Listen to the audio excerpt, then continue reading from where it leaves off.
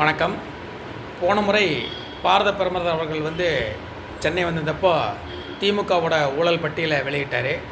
அப்போ நிறைய விமர்சனங்கள் வைக்கப்பட்டது சமூக வலைதளங்களில். ஆட்சி அதிகாரம் அவர்கிட்ட இருக்குது, மாநில அரசை கலைக்கக்கூடிய அதிகாரம் அவர்கிட்ட இருக்குது, அவர் சட்டப்படி நடவடிக்கையாமல் அவருடைய அதிகாரத்தை பயன்படுத்தி செய்யாமல் ஊழல் பட்டியலில் வெளியிட்டு போகிறது ஆச்சரியமாக இருக்குது அப்படிங்கிற மாதிரி நிறைய விமர்சனங்கள் நம்ம பார்த்தோம்.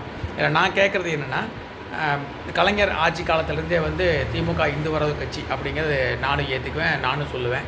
ஆனால் அரசியல் தலைவர்கள், அரசியல் விமர்சகர்கள், எதிர்க்கட்சி திமுக அல்லாத எதிர்க்கட்சி தலைவர்கள் எல்லாமே சொல்கிறது திமுக ஒரு ஊழல் கட்சி, ஊழலுக்காகவே கலைக்கப்பட்ட கட்சி அப்படி மாதிரி சொல்கிறாங்க. ஆனால் அப்படி ஊழல் கட்சின்னு பல பேர்த்தால் குற்றம் சாட்டப்பட்ட திமுகவை தமிழ்நாட்டில் இருக்கிற மக்கள், அதாவது பெரும்பான்மையான மக்கள் ஓட்டு போட்டு தேர்ந்தெடுக்கிறாங்க.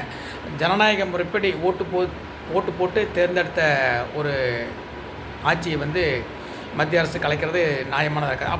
அப்படியே கலைச்சாலும் அதுக்கு சட்டப்படி நடவடிக்கை இருக்கணும், அது முன்னேற்பாடு பண்ணணும், போர்ஸ் திறக்கணும்.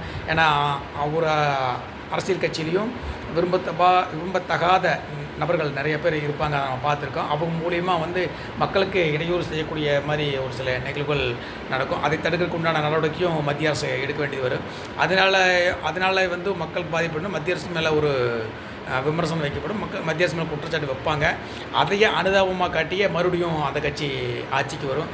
இன்றைக்கி ஏன் கலைக்கலை, ஏன் சட்டப்படி நடவடிக்கை எடுக்கிறதுன்னு கேட்குறவனெல்லாம் இப்படியா செய்வாங்க அப்படின்னும் கேட்பாங்க. அதை நம்ம பார்த்துருக்கோம். ரெண்டாவது அதான் கலைஞர் ஆட்சி காலத்துலேருந்தே ஊழல் கட்சின்னு சொல்கிறாங்க. ஆனால் அந்த ஊழல் கட்சி திரும்ப மக்கள் ஓட்டு போட்டு தேர்ந்தெடுக்காங்க. தமிழக மக்கள் அதைத்தான் விரும்புகிறாங்க. அதனால் அவங்க ஓட்டு போட்டு தேர்ந்தெடுத்து அதனால் நல்லது வந்தாலும் கெட்டது வந்தாலும் அது தமிழக மக்கள் சார்ந்தது. தமிழக மக்கள் தான் திருந்தணும், யார் என்ன செய்கிறாங்க என்னென்னு பார்த்து அதை விட்டு போட்டு மத்திய அரசாங்கம் மாநில அரசாங்கத்தை கலைக்கணும் அப்படிங்கிற வைக்கிற விமர்சனமும் அப்படிங்கிற வேண்டுதலும் நியாயமானதாக இல்லை. அந்த அதிகாரத்தை மக்கள் கையிலேயே இந்திய அரசியலமைப்பு சட்டம் கொடுத்துருக்கு. 5 வருஷம் கொடுத்தா உங்களுக்கு பிடிக்காதவங்கள தூக்கிடலாங்க. ஆனால் மக்கள் நம்ம கிட்டத்தட்ட 60 வருஷமாக அங்கே ஊழலுக்காக கலைக்கப்பட்ட கட்சின்னு சொல்கிறாங்க, திமுக ஊழல்வதை கட்சின்னு அரசியல் விமர்சகர்கள் சொல்கிறாங்க. அப்படின்னு மக்கள் அதைத்தான் விரும்புகிறாங்க.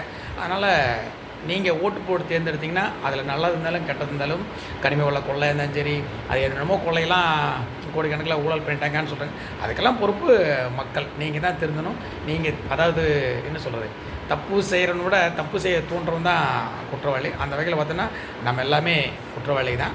மத்திய அரசை கூட சொல்கிறது நியாயமே இல்லை. ஜெயஹிந்த்.